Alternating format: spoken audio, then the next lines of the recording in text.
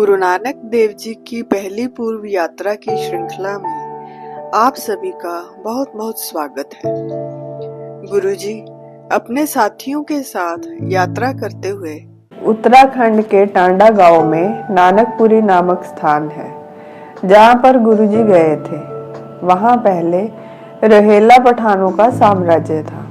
वहां पर बच्चों और महिलाओं को पशुओं की तरह बाजार में बेचने की प्रथा थी। एक हारा नामक गुलाम की विनती पर गुरुजी ने इस प्रथा को रोकने का जिम्मा उठाया। इसके लिए उन्होंने भाई मर्दाना और भाई बाला को कुछ समय के लिए अपने से अलग कर दिया। फिर वह एक 12 वर्ष के बालक के रूप में एक पत्थर पर जाकर बैठ गए। एक रोहेले पठान की उन पर नजर पड़ी।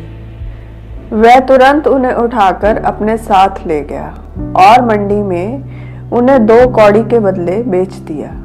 जिस पठान ने उनको खरीदा था, उसने उनको पानी भरकर लाने को कहा। वह मटका लेकर कुएं पर गए, पर वहां पानी सूख चुका था। फिर उस पठान ने उनको नदी किनारे पानी भरने भेजा।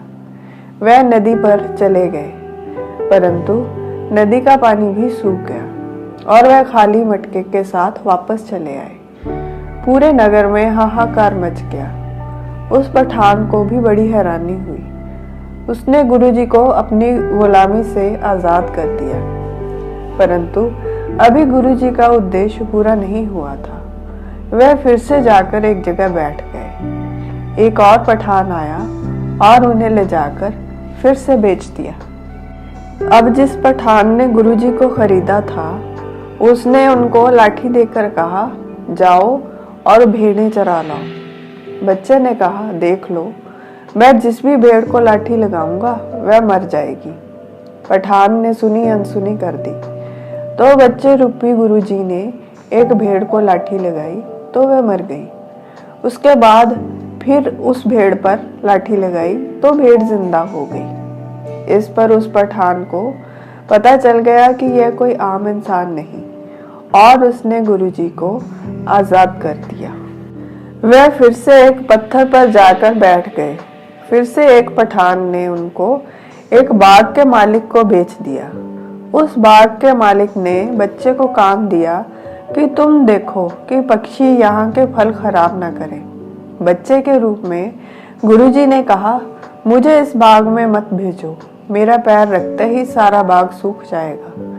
परंतु वह मालिक नहीं माना और उसने भी बात अनसुनी कर दी। बच्चे ने जब बाग में पांव रखा तो सच में सारा बाग सूख गया। यह देखकर वह बाग का मालिक बहुत हैरान हुआ। फिर जैसे ही गुरुजी बाग से बाहर निकले तो बाग फिर से हरा भरा हो गया। बाग का मालिक समझ गया कि यह तो कोई प्रभु रूप हस्ती है, कोई मामूली बच्चा नहीं। उसने भी गुरुजी को आजाद कर दिया। गुरुजी का उद्देश्य तो इस प्रथा को हटाना था, इसलिए फिर वापस उसी जगह जाकर बैठ गए। अब तक गांव के सभी लोगों को पता चल चुका था कि कुछ दिनों से यह बालक गांव में दिख रहा है और अजीब अजीब घटनाएं घट रही हैं। ऐसे में एक पठान ने उनको देखा तो इस बार उन्हें बेचने की बजाय अपने साथ घर ले गया और अपनी बेगम से कहा, इससे चक्की पिसवाओ। बेगम ने गुरुजी को अनाज की बोरी पीसने को दी। गुरुजी सुबह से शाम तक चक्की चलाकर आटा पीसते रहे। घर से काफी अनाज की बोरियां लग चुकी थी। शाम को जब पठान की बेगम ने देखा कि घर में अनाज की बोरियां खत्म होने वाली हैं, यह बच्चा सुबह से शाम तक चक्की चलाता जा रहा है, परंतु आटा केवल एक ही मुट्ठी हुआ है, तो उसने शोर मचाना शुरू कर दिया कि किस बला को तुम घर ले आए हो। इस पर सभी गांव वासियों को पता चल गया और वहां काफी लोग इकट्ठे हो गए। उन सब ने हाथ जोड़कर गुरुजी से अपना अपराध पूछा, तो गुरुजी ने मनुष्यों को बेचने का व्यापार बंद करने को कहा और कहा कि देखना, इससे तुम्हारे घरों में कितनी खुशी और बरकत आएगी। सभी ने गुरुजी का कहना माना और वह प्रथा बंद हो गई। जहां गुरुजी ने पानी भरा वहां गुरुद्वारा घाट साहिब है।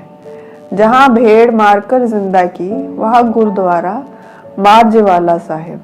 जहां गुरुजी बाग में गए वहां गुरुद्वारा गुरु का बाग। और जहां गुरुजी ने चक्की पीसी वहां गुरुद्वारा चक्की साहिब स्थित है। आज के लिए बस इतना ही। फिर मिलेंगे एक नई साही के साथ। तब तक के लिए विदा। अनजाने में हुई किसी भी भूल के लिए हृदय से क्षमा। और मेरी इस वीडियो को देखने के लिए आप सभी का बहुत बहुत धन्यवाद।